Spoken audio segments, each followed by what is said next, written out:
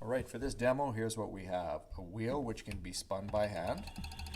The wheel is attached to a coil of wire which will move inside, when this is placed on top, a magnetic field.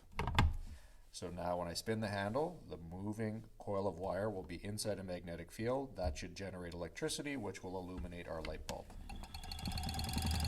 And the faster you spin,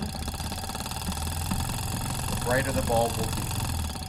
Now if we remove the magnet, you now just have a simple spinning coil of wire. Since there's no magnetic field present, no electricity is generated. If we reverse the magnetic field now, we'll still make our electricity.